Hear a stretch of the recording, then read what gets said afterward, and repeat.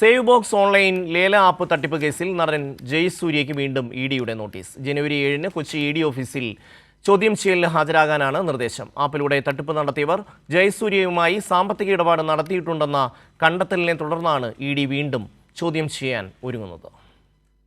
മൂന്നാം തവണയാണ് ഇഡി ജയസൂര്യയെ ചോദ്യം ചെയ്യാൻ ഒരുങ്ങുന്നത്. സേവ് ബോക്സ് ഓൺലൈൻ ആപ്പ് ഉടമയായ തൃശൂർ സ്വദേശി സ്വാദിഖ് റഹീം ജയസൂര്യയുമായി സാമ്പത്തിക ഇടപാട് നടത്തിയെന്ന കണ്ടെത്തലിനെ തുടർന്നായിരുന്നു കഴിഞ്ഞ 24-നും 29-നും ജയസൂര്യയെ ഇഡി ചോദ്യം ചെയ്തത്. ജയസൂര്യയുടെ ഭാര്യ സരിതയിൽ നിന്നും ഇഡി മൊഴിയെടുത്തിരുന്നു. 2019-ൽ സ്ഥാപനത്തിന് ഉദ്ഘാടനം നിർവഹിച്ച ജയസൂര്യ പിന്നീട് ബ്രാൻഡ് അംബാസഡറായി പ്രവർത്തിച്ചുവെന്നുമാണ് ഇഡിയുടെ കണ്ടെത്തൽ. ഇക്കാലയളവിൽ ആപ്പ് ഉടമയായ സ്വാദിഖ് പ്രതിഫലമായി ജയസൂര്യയുടെ ബാങ്ക് അക്കൗണ്ടിലേക്ക് തുക കൈമാറിയിട്ടുണ്ടെന്നാണ് ഇഡിയുടെ നിഗമനം.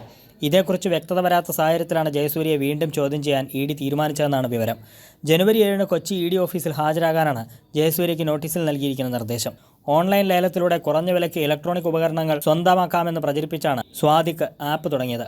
ആപ്പിന്റെ ഫ്രാഞ്ചൈസികളായി 100ഓളം പേരെ നിയോഗിച്ചിരുന്നു. പ്രതിമാസം 25 ലക്ഷത്തോളം രൂപ ലാഭം വാഗ്ദാനം ചെയ്ത ഓരോരുത്തരിൽ നിന്നും 20 ലക്ഷത്തിൽ പരം രൂപ സ്വാദിഖ് വാങ്ങിയതായും കണ്ടെത്തിയിരുന്നു.